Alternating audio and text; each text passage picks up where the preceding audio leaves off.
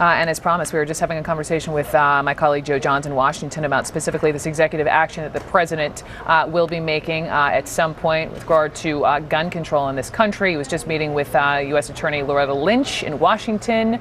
Here's a look at that.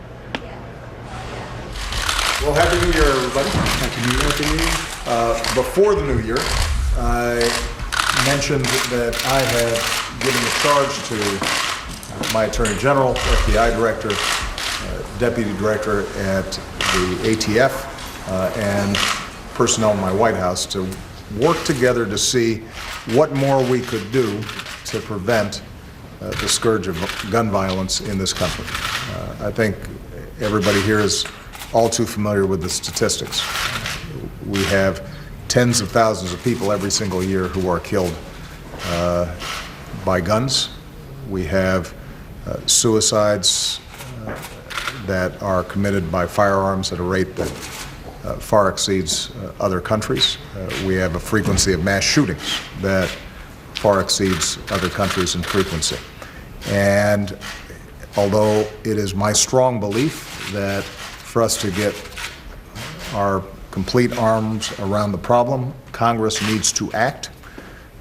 What I asked my team to do is to see what more we could do to strengthen our enforcement and prevent guns from falling into the wrong hands, to make sure that criminals, people who are mentally unstable, those who could pose a danger to themselves or others are less likely to get a gun. And I've just received back a report from Attorney General Lynch, Director Comey, as well as Deputy Director Brandon, about some of the ideas and initiatives that they think can make a difference. And the good news is that these are not only recommendations that are well within my legal authority and the executive branch, but they're also ones that the overwhelming majority of the American people, including gun owners, support and believe in. So over the next several days, we'll be rolling out these initiatives. We'll be making sure that people have a very clear understanding of what can make a difference and what we can do. And although we have to be very clear that this is not going to solve every violent crime in this country, it's not going to prevent every mass shooting, it's not going to keep every gun out of the hands of a criminal, it will potentially save lives in this country and spare families the pain and the extraordinary loss that they've suffered as a consequence of a firearm being in the hands of the wrong people. I'm also confident that the recommendations that are being made by my team here are ones that are entirely consistent with the Second Amendment and people's lawful right to bear arms. And we've been very careful, recognizing that although we have a strong tradition of gun ownership in this country, that even those who possess firearms for hunting, for self-protection, and for other legitimate reasons, want to make sure that the wrong people don't have them for the wrong reasons. So I want to say how much I appreciate the outstanding work that the team's done.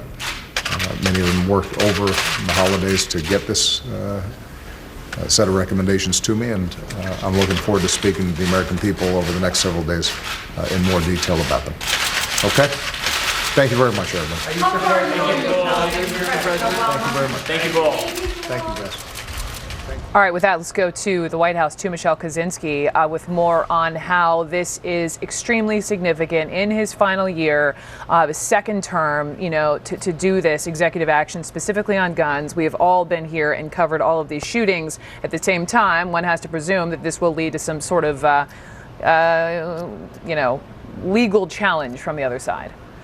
Yeah, I mean, that was a very long statement that didn't really give us any detail on how far exactly the president has determined that he's able to go within the law. You heard him say that he believes this is well within his legal authority. That raises some questions there. You know, is he going to expand background checks to the point that it will include large numbers of people who are not included right now? Or is it just going to be a recommendation or a guidelines?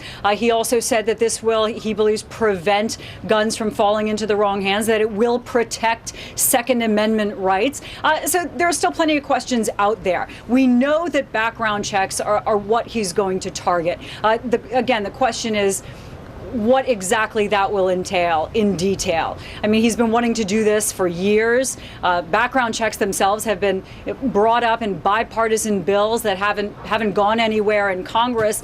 And the White House didn't waste another opportunity to really slam Congress today for not acting before. I think it's remarkable when you look at the support out there, pretty broad support, even among Republicans, even among gun owners, to expand background checks.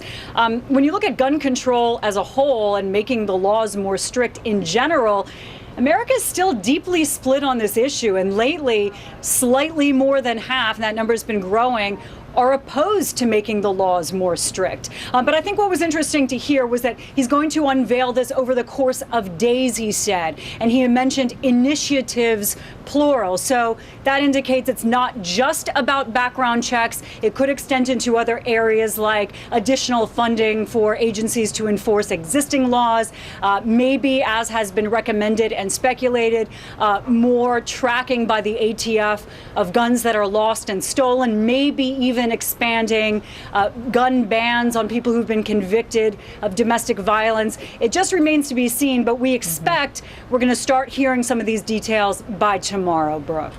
We'll wait for the details. Michelle, thank you so much. And just a reminder to all of you, as guns is truly a focus here as part of the national conversation this week, President Obama will be joining Anderson Cooper this Thursday for a live town hall on gun control specifically. Do not miss this, 8 o'clock Eastern here on CNN. I'm the leading state sponsor of terrorism.